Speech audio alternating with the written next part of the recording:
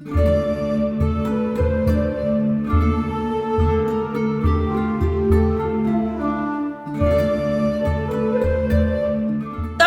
கொண்டாடிய ஒவ்வொரு விழாக்களும் இயற்கைக்கும் அதன் கொடைகளுக்கும் நன்றி சொல்லும் விதமாகவே அமைந்தன.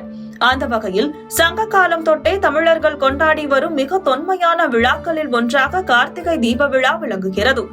இன்றைய காலகட்டத்தில் கார்த்திகை தீபம் பல்வேறு பரிணாமங்களில் கொண்டாடப்பட்டு வந்தாலும் கார்த்திகை தீபத்திற்கு அடுத்த நாள் நாட்டு கார்த்திகை விழா கொண்டாடப்படுகிறது. அந்த நாட்டு கார்த்திகை தீப திருவிழாவில் மாவலி சுற்றுதல் என்ற பாரம்பரிய ஐதீகம் இன்றும் முக்கியமாக பின்பற்றப்படுகிறது.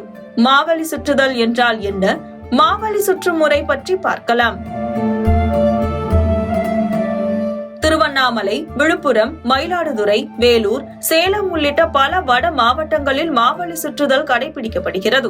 வருஷம் திருவண்ணாமலை தீபத்துக்காக வித்துனுக்கிறோம். இதை நான் ஒரு 10 வருஷமா வித்துனுக்கிறோம். இது சின்ன பசங்களுக்காக நாங்க விற்கிறது. சாமிக்கு அண்ணாமலையாருக்கு படைச்சிட்டு திருவண்ணாமலை தீபத்துக்காக படைச்சிட்டு அதுக்கப்புறம் விற்பனை செஞ்சுட்டு நாங்க வீட்டுக்கு போயிடும். அவங்க சின்ன பசங்க சுத்தும் போது ஜாலியா இருக்கும். அவங்களுக்கு அது சுத்தினா மூச்சு திணறுதல் எல்லாமே அவங்களுக்கு ஃப்ரீயா கிடைக்கும். மேலும் இதன் தொன்மைக்கு வரலாற்று சான்றாக கிருஷ்ணகிரி மாவட்டம் ஐகுந்தம் பாறை ஓவியத்தில் மாவலி சுற்றும் காட்சி இடம்பெற்றுள்ளது. இது இந்த சடங்கின் முக்கியத்துவத்தையும் பல்லாயிரம் ஆண்டுகளாக தமிழர்களால் இது பின்பற்றப்பட்டு வருகிறது என்பதையும் உறுதி செய்கிறது. இது எனக்கு பாரம்பரியமா நான் ஒரு 10-15 வருஷமா நான் செஞ்சுன்னு வரேன்.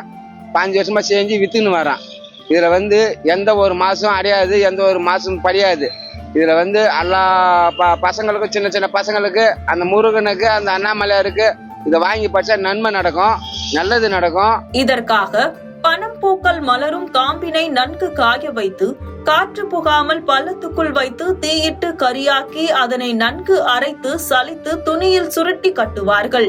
பனை ஓலை மட்டைகள் 3 எடுத்து அதன் நடுவில் இந்த கரித்தூள் சுருணையை வைத்து இறுக்கி கட்டுவார்கள். அதன் பிறகு அதை உரியை போல் நீண்ட கயிற்றில் துணிப்பந்தில் நெருப்பை வைத்து கனலை ஏற்படுத்தி கயிற்றை பிடித்து வட்டமாகவும் பக்கவாட்டிலும் அதிவேகமாக சுற்றுவார்கள். பனை மரத்தில் ஏறி பனை பூவை புட்டு எடுத்துக்கிட்டு வந்து அதை பள்ளம் வெட்டி அந்த பள்ளத்தில் அந்த பூவை கொளுத்தி அதை புதைச்சி அதுக்கு பிற்பாடு மறுநாள் தோண்டி மறுபடியும் அதை அரைச்சி அதுக்கு அந்த துணியோ இல்லை கோணி பையோ தேடி அதில் அந்த மாவை ஒரு திட்டமாக பொட்டலம் அளவுக்கு அதை கொட்டி அந்த மடித்து அந்த உண்டை அளவுக்கு மடித்து அதை கட்டி பொட்டலம் கட்டிட்டு மட்டை வெட்டியாந்து மட்டையை பொழந்து நாளாக பொழந்து அதில் அந்த உண்டையை வச்சு மறுபடியும் நாங்கள் நார் போட்டு கட்டி ஃப்ரெஷ்ஷாக வச்சு வரவங்களுக்கு. இவ்வாறு சுழலும் போது இருளில் தீப்பொறிகளை சிதறவிட்டு காட்சிப்படுத்துவார்கள். இது ஒரு எரி நட்சத்திரம் வேகமாக சுழன்று ஓடினால் எப்படி இருக்குமோ அப்படியாக காட்சி தந்து மகிழ்ச்சியை ஏற்படுத்துகிறது.